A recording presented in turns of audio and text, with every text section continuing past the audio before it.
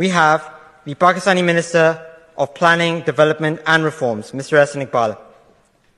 Now, I'm not at all surprised to see Mr. Ahsan Iqbal speaking on that side, attacking liberal democracy. After all, Mr. Iqbal's party launched the greatest attack on liberal democracy in Pakistani history by working with the military to rig elections and form a government despite having only won 17 out of 272 seats fairly. Respect of the people's mandate and rule of law. So let's start with respect to the people's mandate.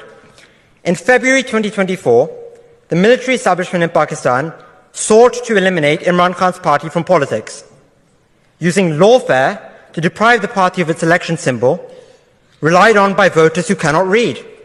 Despite this, the party was on track to secure a 2/3 majority, according to exit polls, following which blatant poll rigging, as evidenced by images of tampered vote count forms, transformed the incumbent government's 17 seats into 75, allowing them to form a government. The consequence of such sham elections has been a surge in political instability, with the incumbent government being viewed as illegitimate. Now, I suspect the proposition will try to argue that Imran Khan's party epitomizes exactly what is wrong with liberal democracy, that it encourages instability and protest in the global south.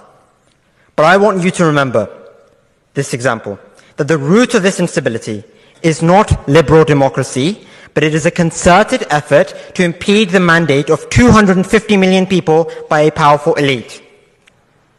And Pakistan isn't unique in such an experience. You mentioned Egypt.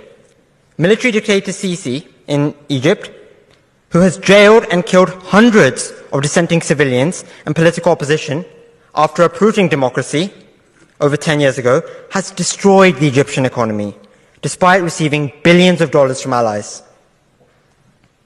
Moving on to rule of law, a fundamental pillar of liberal democracy, as I'm sure we can all agree. Pakistan's history is rife with political imprisonments, and indeed Mr. Ahsan Iqbal's own party has regrettably suffered the consequences of being on the wrong side of Pakistan's military establishment. But since his ouster from office in 2022, Imran Khan has faced over 200 frivolous cases, ranging from terrorism, murder, and the legitimacy of his own marriage. Over the last year, both the United Nations and Amnesty International have called for Imran Khan's release, citing the sham cases leveled against him, the complete absence of due process with the lack of a fair trial, and